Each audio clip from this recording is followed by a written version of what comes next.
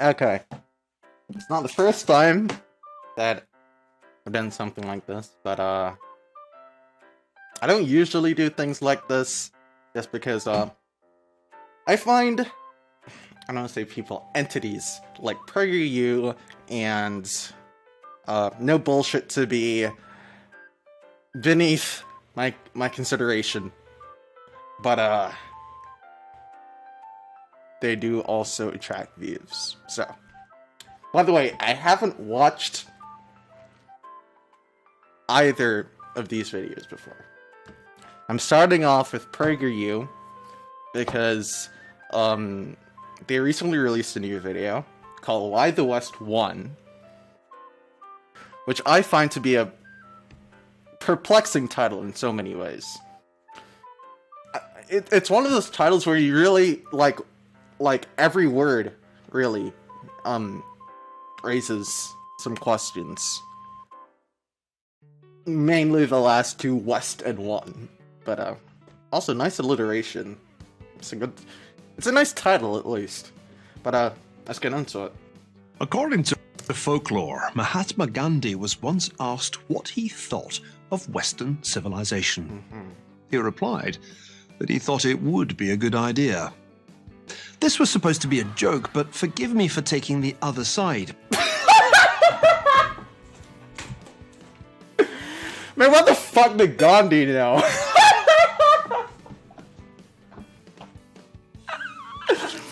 Okay, I'm sorry, but like, I did not expect that like such a meme-worthy thing to happen within the within the first 2 seconds. But like, I think Western civilization was and is a good idea. okay. This is the nearest thing to heresy that exists in modern academic life. Well, yeah, because fucking, what does that even mean? What the fuck? Yeah, it's heresy because you're asking a fucking nonsensical question. What the fuck does that mean? Okay. So we're asserting two things here. We're asserting two things. One, that the West has won, whatever the West is, and two, that the West is something that exists. Neither of which have been proven, but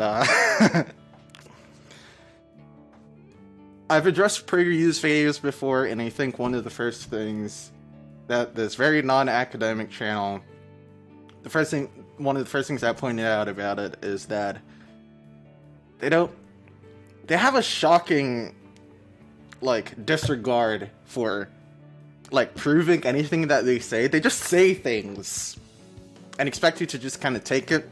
I guess this is why they call themselves Prager universities. Like, they give themselves an air of academia so that nobody has to question them, because, like, I don't know who you're gonna question that's above academia. At most universities in the English-speaking world, there are demands to decolonize the curriculum. As a result, fewer and fewer students now graduate with any understanding of what has differentiated the West from the rest of the world. What? Okay. So, one...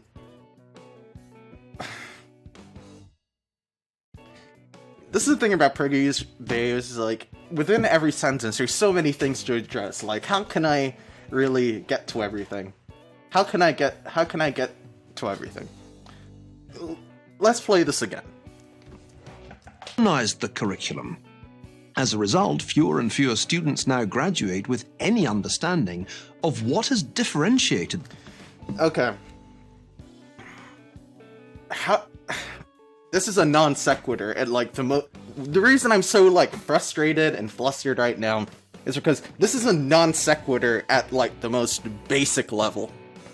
Meaning that like I'm legitimately trying to figure out how does the first part of his sentence lead to the next part. Because like when you're making an argument, right? You learn this in logic. When you're making an argument, like the premises have to like logically follow to the conclusion. For example, if I were to say Socrates is a human and all humans are mammals, then it logically follows that Socrates is a mammal, right? It's like, it's necessarily true from the premises.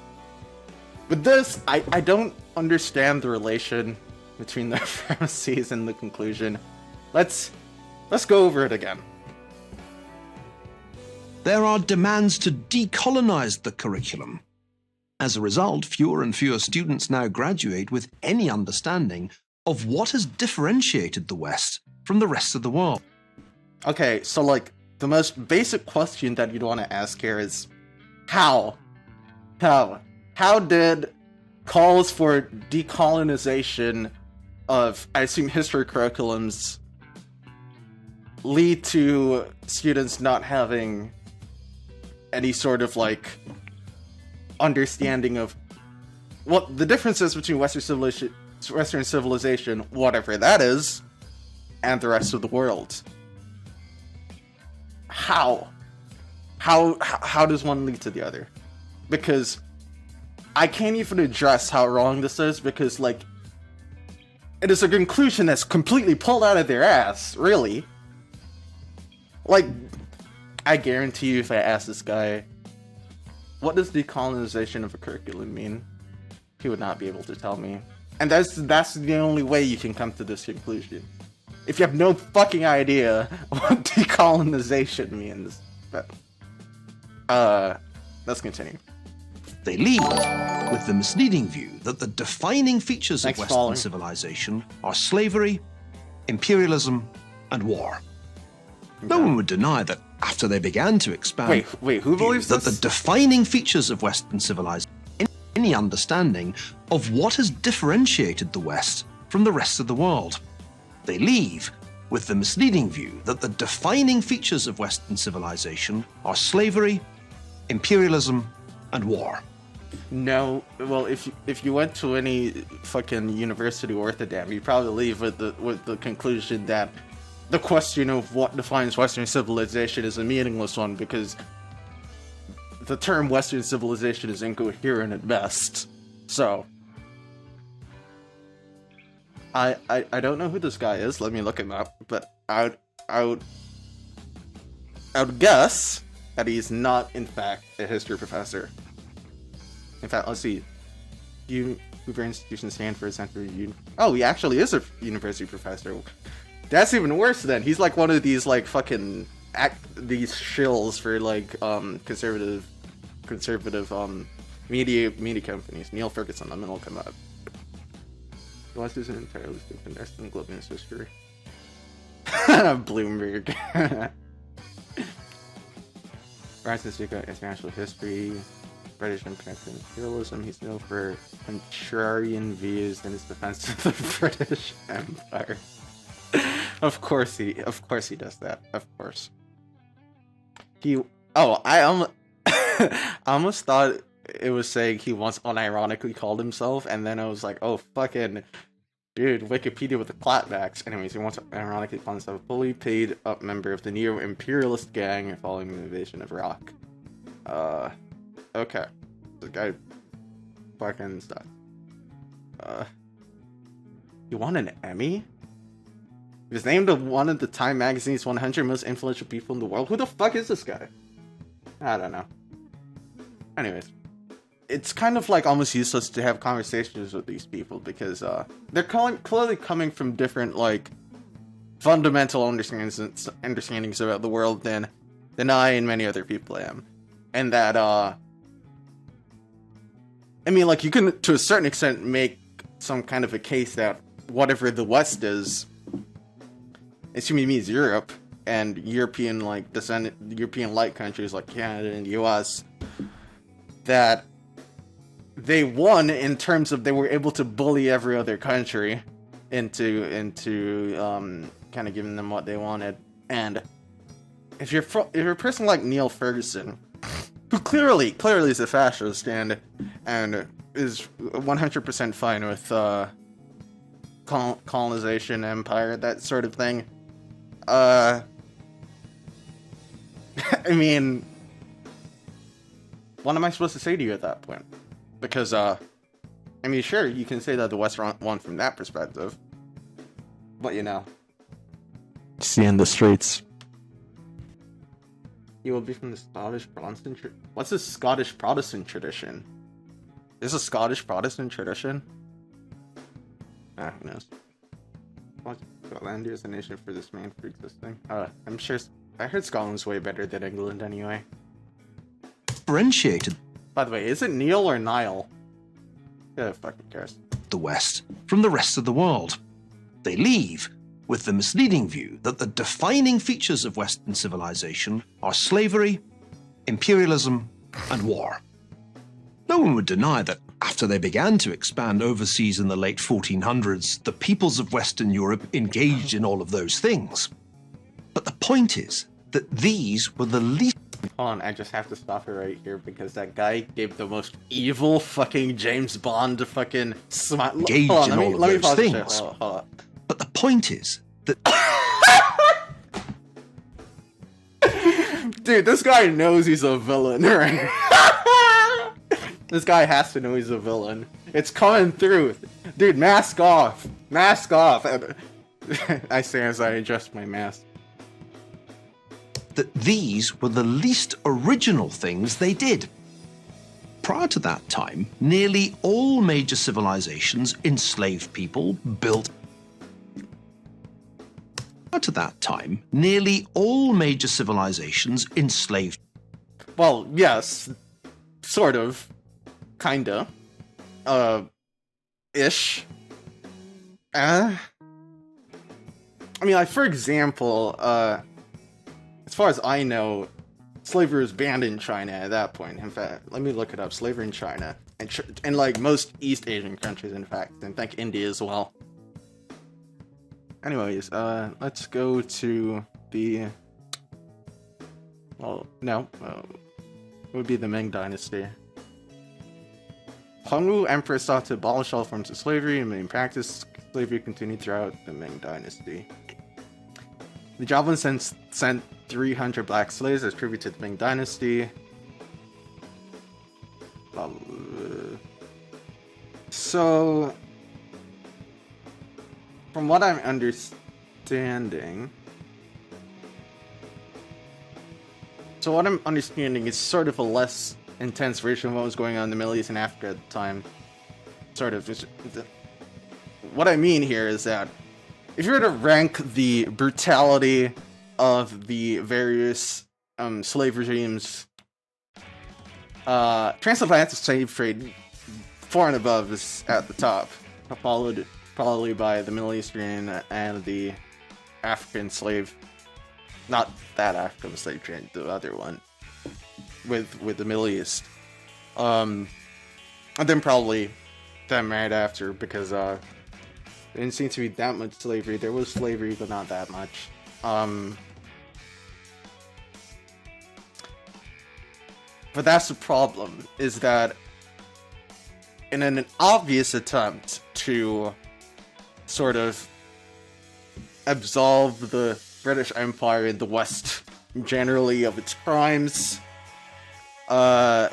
this guy is sort of not equivocating, is making equivalent various slave regimes that are in fact very, very different in terms of how bad they were and how damaging they were for many, many, many centuries and generations to come. Because we're still feeling the effects of transatlantic slave trade to this day. The effects of the fucking 300 fucking black slaves that were sent to China, it's a bit less pronounced. People built empires and made war. Okay, I mean, like, the building empires thing is a bit more complex, because the goal of any empire is, at the end of the day, is pretty much to take over the world. So, I mean, like, you could make the argument that maybe you shouldn't be blaming the Europeans for being more successful at it, even though it was a bad thing anyway, but, or you shouldn't put more, moral emphasis on it. a bit of a weird argument, but I mean, this is at least like one that follows logically and isn't dishonest. Invade war. Oh yeah, because everyone thinks everyone. Dude, I remember they taught me this in fucking History 205. Europeans, the only fucking people to ever go to war. That's what they told me. Fuck off. In many of the places that Europeans went... That's the tradition Neil Ferguson comes from? The tradition? What sort of tradition? You mean like economic tradition? What? Oh, my laugh changes, like, kinda... over the years. Right now, it's somewhat in the bicorn area, but it has been known to change. South America, Africa, the Middle East, South Asia, and East Asia, they encountered empires. The West first surged ahead of the rest, thanks to a series of institutional innovations that I call the killer applications. 1. Economic and political competition. After the fall of the Roman Empire, Europe was politically fragmented into multiple monarchies and republics. Okay. These, in turn, were internally divided into competing corporate entities. Among... What? Corporations didn't appear until, like, a millennium after the fall of Rome? I thought this guy was a history professor. What the fuck? Maybe I need to play this again. Maybe I'm the dumbass. I don't fucking know. Maybe this is fucking like above my level of comprehension. But I'm pretty fucking sure that capitalism and the concept of incorporation did not appear until a century after the fall of the Western Roman Empire. Let's listen to it again. Fragmented into multiple monarchies and republics. These, in turn, were internally divided into competing corporate entities, among them the ancestors of modern business corporations. What? What? Like, what am I even supposed to say to this? Like... Okay, maybe there's something that I don't understand about history. Of the history of corporations. But I am pretty fucking sure that medieval feudal societies were divided into fiefs, not corporations? What? Okay. It is exactly what I thought, which is the development of corporations did not appear until the advent of mercantilism, which was a million years after the fall of Rome. In medieval times, traders would do business common law, conspiracies. Okay, yeah. So, I'm not fucking crazy. This guy's a history professor? Are we sure? Are we sure? Alright. Yeah, but were those corporations, though? Exactly. Those were plantations, but I assume the plantations were like fiefs. They were owned by the aristocracy. Corporations are owned by private individuals, i.e. not the aristocracy. An optimal system of social and political order emerged in the English-speaking world based on private property rights and the representation of property owners in elected legislatures. Is he gonna start advocating for, like, going back to, like, only letting property owners vote? This was quite different from the systems of law that had evolved elsewhere, in which individual rights were given short shrift. Short shrift? What? Okay. An optimal system of social and political order emerged in the English-speaking world based on private property rights. Okay, so this is a very disingenuous attempt to link the political systems of... Okay, I'm gonna be honest, I'm not completely sure which civilization he's actually talking about here, because he's referring to the West and he's speaking in extremely vague terms because that is advantageous for him. That here looks like Capitol Hill, so I'm assuming that he's talking about the US, founded on private property rights, kinda. But let's see what he says after this. This is the interesting part. Rights, and the representation of property owners in elected legislatures. This was quite different from the systems of law that had evolved elsewhere, in which individual rights were given short shrift. So, this is a very, very sneaky, but also very, very, in a way intelligent, sort of bait and switch, in which,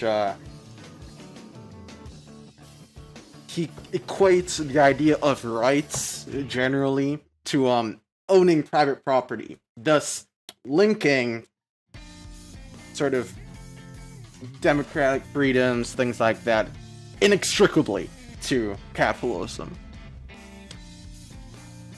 It seems to him that what differentiated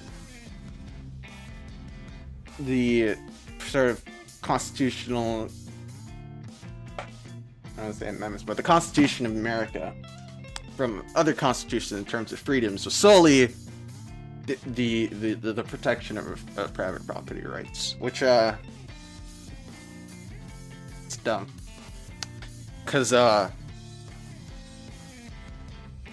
mean, to a certain extent it might not be dumb. I don't know what his axioms are, but if you're the kind of person that thinks that one of the most important rights given to you is the right to own capital and then force people to work for you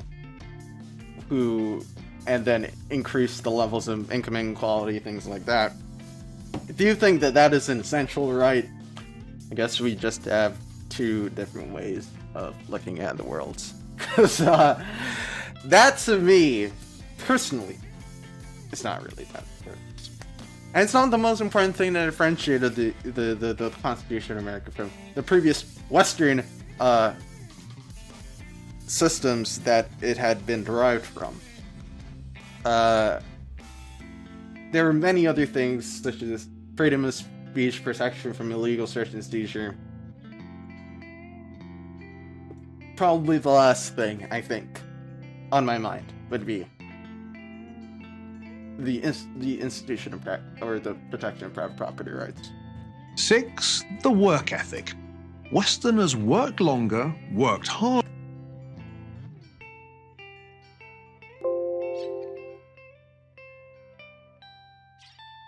Citation? Like... Okay. Around the invention of capitalism, 1600, 1700. I want to know what stats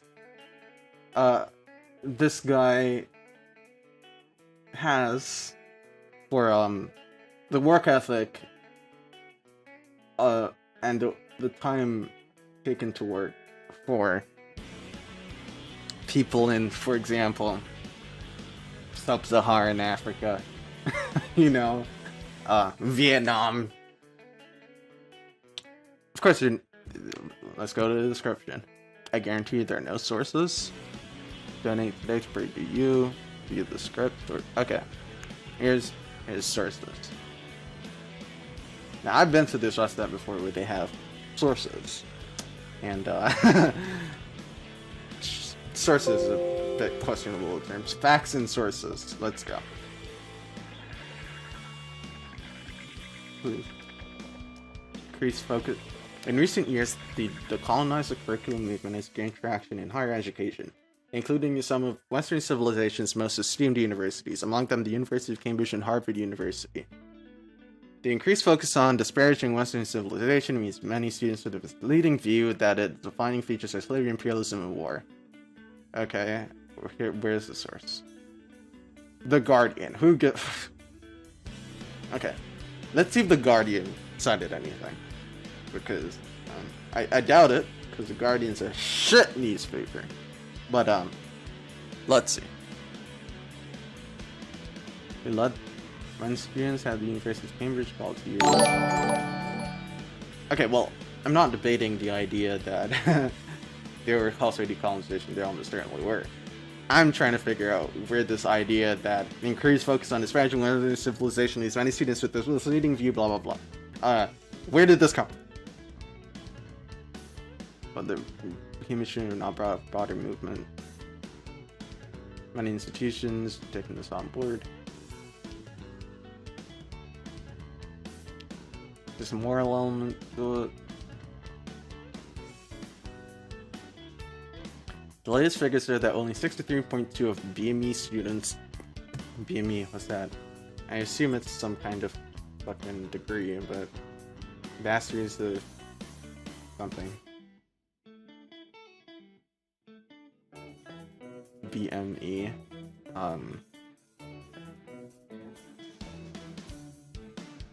I don't know. BME degree. Science and biomedical engineering. Okay.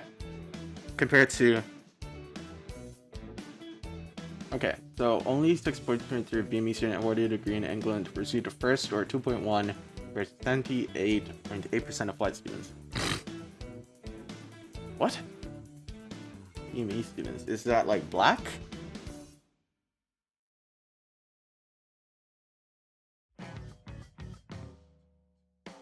What's the BME student then?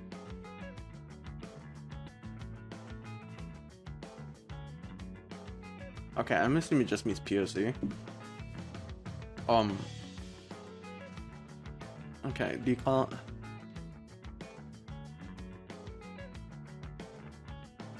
Okay, I see nothing about, like, leading to the misleading views that's defining police resource slavery, blah blah blah. So, of course, right? This is fucking Prager U! Why the fuck am I even doing this? This is Prager fucking U! Prager University! A YouTube channel that's university in its name. And it's not a university. Is that fraud? And they have the nerve to fucking sue YouTube? Isn't is their entire channel fraudulent to begin with? Holy shit. Western standards of living and those in the rest of the world. Yes, Western civilization did empire. It did war. It did slavery. Okay. But these weren't the things that led to the Great Divergence and the period of Western dominance of the world. Yes, they were. What the fuck? Yes, they were. What do you mean? How do you think these things happened? Okay, let's go back. It did war. Okay. Yes, Western civilization did empire. It did war. It did slavery. Okay, so, like, why do you think that things like the scientific revolution, the industrial revolution, which we didn't talk about, just because it's so obviously enabled by the European empires at the time, how do you think, like, the ability to, like, switch over to a capitalist economy from a feudal economy to accrue this much wealth in that great abundance to have time for things like invention and scientific discovery and things like that? How do you think Europe got to the point in which, like, that was something that they could do? That, like, that was an inevitability? Because it seems like he seems to be suggesting that there was something fundamental, maybe in the racial characteristics of Europeans that made it so that they could succeed where everyone else failed, because they were able to make these ideas. Why? Who fucking knows? Maybe they're just smarter than everyone else. Somehow, and my guess is that he probably privately or publicly thinks that this is a justification for colonialism and why there needs to be more empire so that we can bring our awesome European awesomeness to other countries, because that worked out very well for them. because of course we can take care of ourselves, because to go back to what his mindset seems to be, it seems to be that he seems to think that there's something fundamentally different about Western people that allows them to be in positions where they can create all these things and have all these achievements, while ignoring the fact that there's a reason they got to that point. And maybe that had to do with all of the war and the empire building that they did, and the slavery that allowed them to gain the wealth that got them to that point to begin with. Maybe. Just maybe. I mean, it is the broad academic consensus. I know this because I've read. I know that this guy's being dishonest because he's been dishonest throughout this entire video. If you look at any sort of like Black or African historian, maybe check out Walter Rodney. They'll provide a much more nuanced take on the relationship between the West and the rest of the world than this guy will. From Britain into South Africa, why for the land? No, we realized there was more wealth than we could dream. Yeah, okay. So like in his world, like Britain sent 400k troops to South Africa just for like the fucking memes, just because they wanted to waste a ton of fucking money, because apparently there was no benefit, there was no economic or social benefit to waging war and building empire. Apparently there was none, because and they just did it for the memes. But these weren't the things that led to the Great Divergence and the period of Western dominance of the world. It was the 6 killer applications that were crucial. And how did these 6 killer applications come to be? I question the validity of some of these applications, but I do think that some of these things are actually accurate in terms of like explaining how countries in Western Europe and parts of the New World, so-called New World, were able to kind of outgrow other countries at the time. But how did this happen? What enabled that? How did they get to the point at which this was possible? May it have been off the backs of various other civilizations. May that have possibly been the case. And this Western bundle of institutions still seems to offer humanity the best hope of solving the problems we face in the 21st century.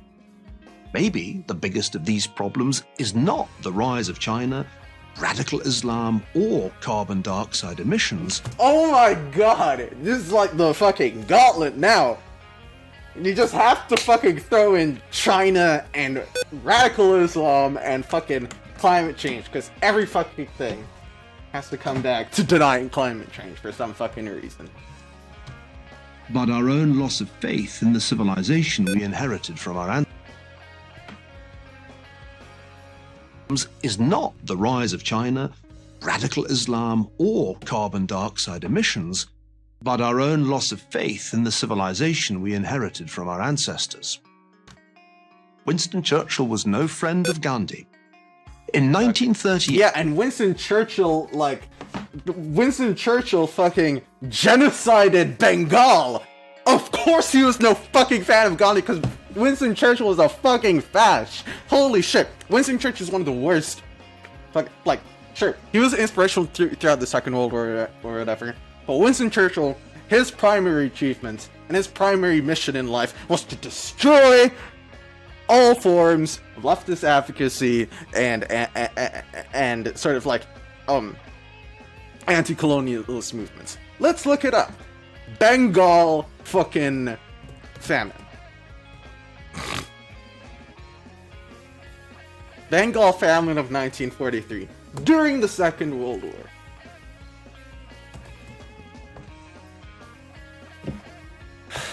These factors are compounded by certain access to grain domestic sources were constrained by emergency provincial trade barriers while access to international imports was largely denied by Winston Churchill's war cabinet, arguing due to wartime shortage of shipping.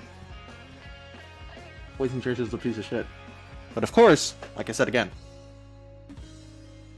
if you're a fash like this guy is, it's not really that much I can say, because if you're so fundamentally distant from, like, caring about other people who are not yourself, if you're so ridiculously selfish and self-absorbed and tribal that you can justify this, then what am I supposed to say to you besides see you in the fucking streets? Is there anything else? I don't know. I doubt it. Churchill defined the central principle of Western civilization as the subordination of the ruling class to the people and to their will as expressed in a constitution. You didn't live up to that one. A powerful idea. I don't. Up with that simple. Maybe you know of another civilization that came up with that simple but uniquely powerful idea. No. I don't. Wait, what? Oh, you mean another one? I can't think of any, period, but okay. I'm Neil Ferguson, fellow at the Hoover Institution at Stanford for Prager University. This video was made possible. Oh, what the fuck? What is this audio mixing? Why are you so close for to the Prager mic? University. This video was made possible. Holy shit.